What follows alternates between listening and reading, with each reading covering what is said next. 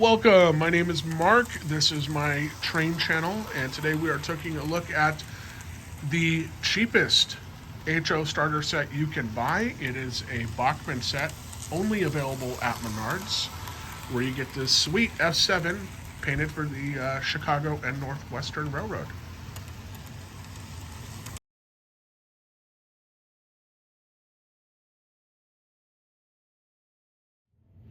Hey everyone, welcome back to the channel. Today we're going to take a look at some more HO products. You might remember this oval of track and the locomotive and tank cars over there from a recent upload, getting started with HO.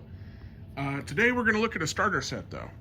And as you probably already know, we are looking at the Midwest Limited from Bachmann. This is the least expensive HO starter set you can get. As you can see, this comes from Menards. And if you don't have a Menards in your area, it's a little hard to describe what a Menards is. It's kind of like a Home Depot meets a Sam's Club. I know that's a weird, like they have a bunch of home improvement stuff like Home Depot, but then they also randomly have like some food and just other mattresses and stuff. So it's kind of interesting, but they're kind of a staple in the Midwest, which I guess that's why they have the Midwest Limited. I just realized that. But yeah, I thought we'd take a look at this. This is $99. If you don't have a Menards near you, you can order it from them online. So this is the Kato brand of HO track, which I really liked and expected I would like, because Kato makes a fantastic N-scale product. This has Bachmann's easy track system, so we'll kind of have a chance to compare and contrast the two. I do believe this is a higher quality product. I might be wrong. Maybe Bachmann's going to surprise me here. And just a quick look at the box. We got looks like an F7. Yep, an F7 for the decorated for the great Chicago and Northwestern. I believe that's, yeah, Chicago Northwestern. We got a gondola car for the Pennsylvania, a CP rail box car, and a Chicago Northwestern caboose. So let's gonna open this up and we'll take a look. All right, so as I looked at the back of this box, I did notice you don't get an oval of track, you get a circle of track. And I guess there's bound to be a couple of concessions when you're the cheapest starter set there is, which if you're just getting started, that's fine, I guess. I don't believe the Bachmann track will connect with the Kato track. I might be mistaken. Let's open it up and take a look, but that 36-inch radius is small enough. It should fit inside this oval, which was my hope. That's part of the reason I left this set up from the last video. All right. Let's see here. All right, pretty typical starter set packaging, I guess. So we got this plastic tray that has our rolling stock, and I don't think there's anything else in there. And then we got this box over here with our circle of track, some instructions, and the power supply. Let's get this set up. Okay, so I wanted to put, since I only have a circle track, I wanted to put these on some straight track just to see how they roll and whatnot, just for a second before I set all that up. I mean, it moves along pretty smoothly. There's no, I don't believe these are metal wheels, or yeah, it's just plastic wheels, and so it's not going to be amazing, but it moves along well enough. And versus the entry-level HO stuff that was out in the 80s and 90s when I was a kid, this is really, my initial impression is this is nicer than I expected. This is, if you're new to the hobby, you don't know what this is called a re-railer.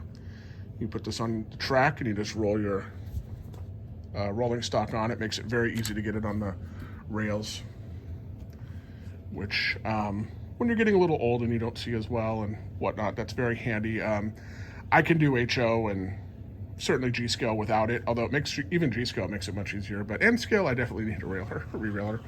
So yeah, this moves along real nice. Quality is certainly better. Like, thinking about entry-level stuff that I'm familiar with would be like Tyco products from and Lifelike products from the 80s and the early 90s, and certainly much better than that. Now this is interesting. It doesn't have the kind of coupler. These actually look a little more realistic. You have this knuckle coupler, and there's a little bit of a height difference. If that's something that bothers you, really you want them to line up as flush as possible if you're going to make a really long train and whatnot, so nothing derails or disconnects. But I wish everybody would just get on board and all the manufacturers would decide on a coupler. I don't think this is going to hook up with some of the other stuff I have, but we'll cross that bridge when we get to it. Here's a closer look at the coupler issue I was talking about. See, these older style couplers just are not going to hook up with these. I'm 99% sure. No, they certainly don't. So what a lot of hobbyists do, again, if you're assuming you're a little bit new to the hobby, since you're watching this, you can add, a lot of people go with a KD coupler and just kind of standardize all their rolling stock, or you maybe have a train that uses these and have a train that uses those. These older Tyco and Lifelike locomotives have that. I'm honestly can't remember what that's called, but these Bachmann knuckle couplers look nicer, honestly, but unfortunately I have a bunch of stuff that probably won't roll with those. All right, so I found our first issue taking the caboose out of the packaging. The truck is still attached, but the wheels fell off. These, unless something's changed over the years, these fit back in real easily. This shouldn't be too big of a problem, but just FYI, this is just part of the hobby. This happens sometimes, even with brand new stuff. Okay, so right away, my initial impression of the Bachmann Easy Track, which I'm sure works just fine, and we'll see in a minute, but the plastic is just not quite as nice as the Kato. I'm not sure how I feel about that connector. We'll see when I'm putting it together. These are also steel. This is nickel silver. This is going to corrode and have issues and stuff in time. The conductivity for the electricity and stuff is much better on this. So we will, I'm sure, especially for a young person, for a starter set, this is fine. But just be aware, if you're building a massive layout or something, you might want to invest in some better track. All right, this went together pretty easily. This comes together much nicer. This is self-explanatory and easy. They both are, but this is just a better track, to be honest. But this is self-explanatory. It went together easy, just not quite as easy as this one. And that's about it. This piece over here, again, if you're new to the hobby, this is another way, I guess, to get your rolling stock and your locomotive on the track. The re-railer I showed you is much easier, but you do need run a straight track to use it. So, all right, let's get this plugged in and set up our locomotive. Okay, here we are. We got our circle all set up. We got our locomotive on the rails here. Got our power supply. This just slides in. It's very self-explanatory. There's nothing difficult or fancy about it. And that goes from the track into this power pack here, this transformer, I guess, power supply, whatever you want to call it. And then there's another one that goes out to the plug in the wall. And when it's plugged in, you get a red light. You got, whoops, you decide what direction you want your train to go, and this dial controls the speed. This power pack is okay. Really, this Kato, I think, is much nicer. There's other products out there that are much nicer. I want to be clear too, I'm not disparaging Bachmann or saying it's a bad product or anything. It's just very entry level.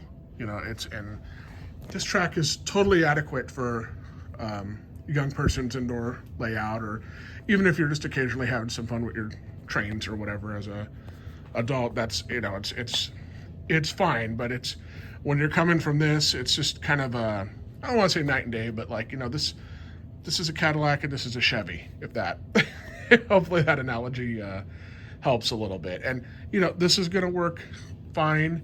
I'm not even sure that's quite a fair or accurate analogy, because really, I think reliability-wise, this is going to last much longer. But there's nothing wrong with this. It's inexpensive. It gets the job done. So, you know, just whatever your budget permits. But if you can afford to step up on track as you expand your layout and stuff, I would go for it.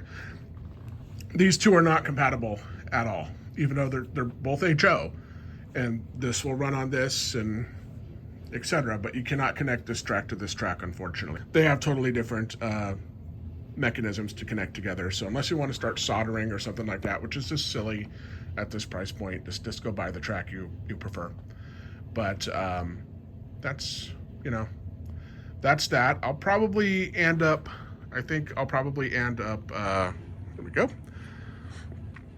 I think I'll probably end up just putting these curved tracks on eBay or something for somebody that has a lot of Bachmann easy track and needs some curves, and I'll probably go buy a little bit more Kato track for my other locomotive. All right, let's start this thing up. So, big moment of truth. There it goes.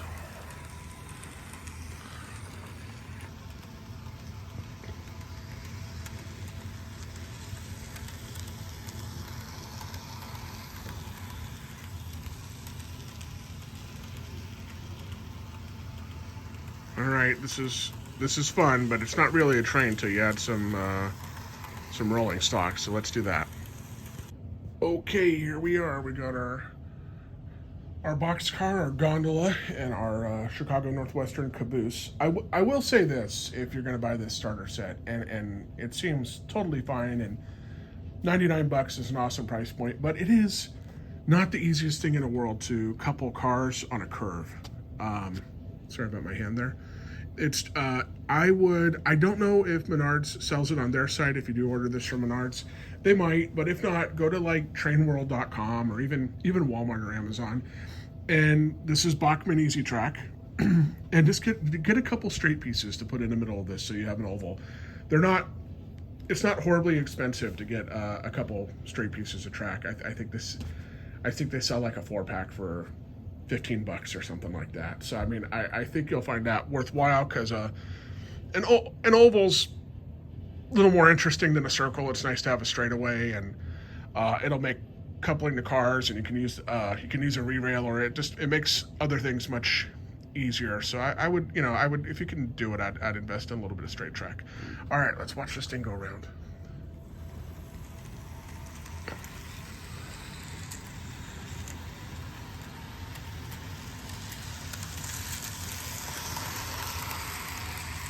Oh, my caboose, I probably didn't couple it well. Whoa. I didn't mean to hit it. All right. Hang on. Technical difficulties. All right, I think I got that reconnected, but I uncoupled this one in the process. It's always a thing. And again, with a re-railer and some straight track, this would just be so much easier. Or if you're young and have small fingers and better eyes. There we go. I think we're running okay now.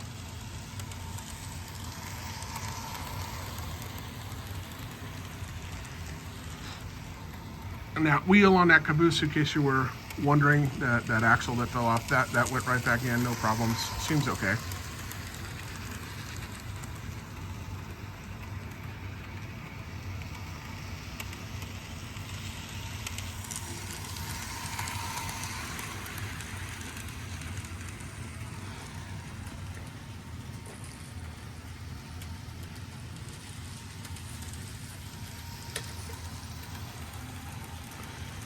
Let's start up the chassis from our last video.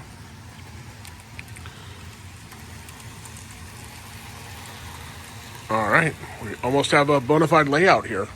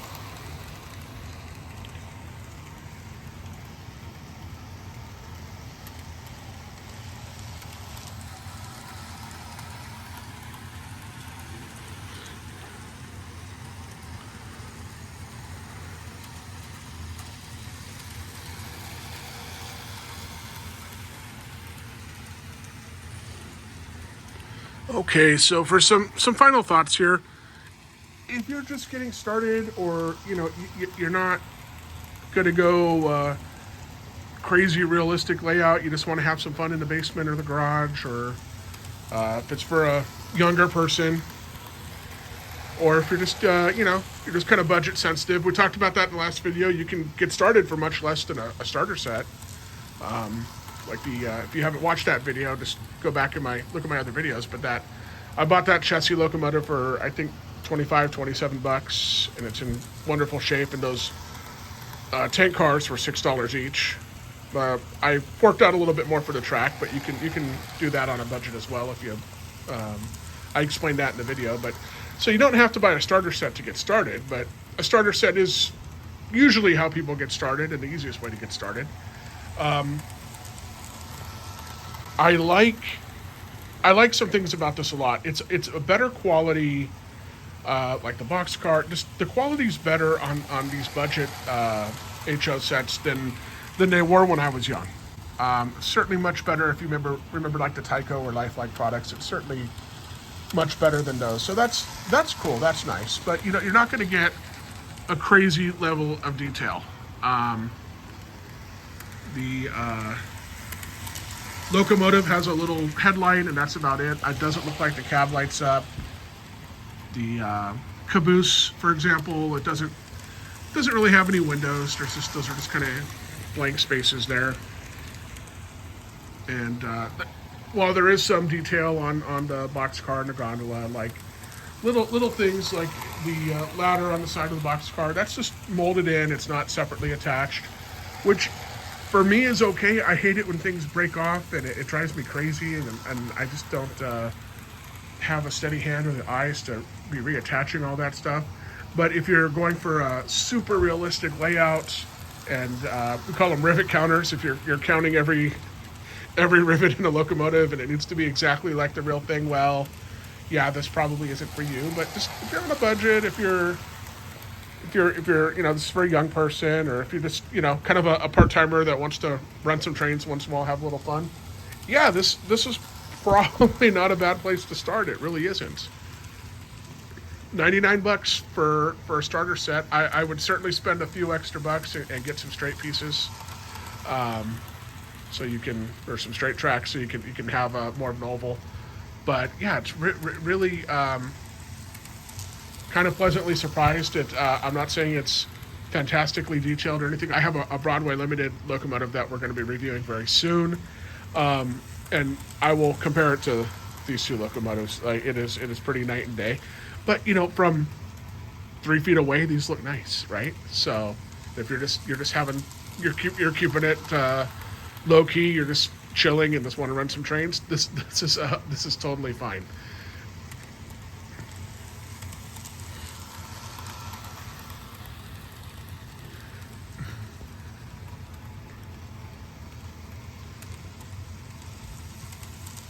All right, I moved our Menards starter set over to the large oval with the Kato track, and that chassis is still on a track. You can generally run more than one locomotive with one power supply. You can't control them individually. If that's something you want to do, you need something called DCC, and that's a whole separate long video on its own. But as long as you have a power supply that has adequate voltage, ampage, I'm not sure what the correct term is. Somebody can tell me in the comments, I'm sure. But you can run two. I know it's safe to do this. I know what that power supply can do. So let's fire it up, and I'll show you where you run into trouble with this. But also, I thought it'd be interesting to see. We got some longer straightaways here. Let's see how fast this Bachmann starter set locomotive can go.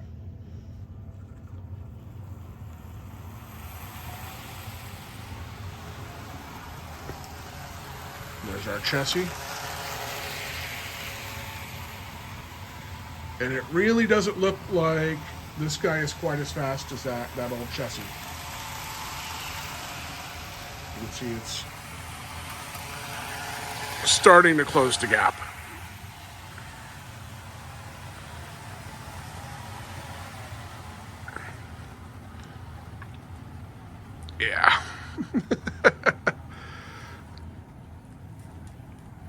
And that's where you get into trouble running two locomotives sometimes. One, when you can't control the speeds individually, one's bound to be faster than the other. And it's effectively pushing this thing. I'm probably lucky nothing's derailed. All right, so since I don't have a siding yet for my HO stuff, let's just take this out and we'll crank this up. Truthfully though, compared to many you saw, like this thing is 35 years old and it's faster than this. And I mean, it's not all about speed. I mean, you know, you want it to look realistic and stuff, but this old Lifelike just seems to have a lot more speed, and I suspect more pulling power. But let's see how fast this thing can go.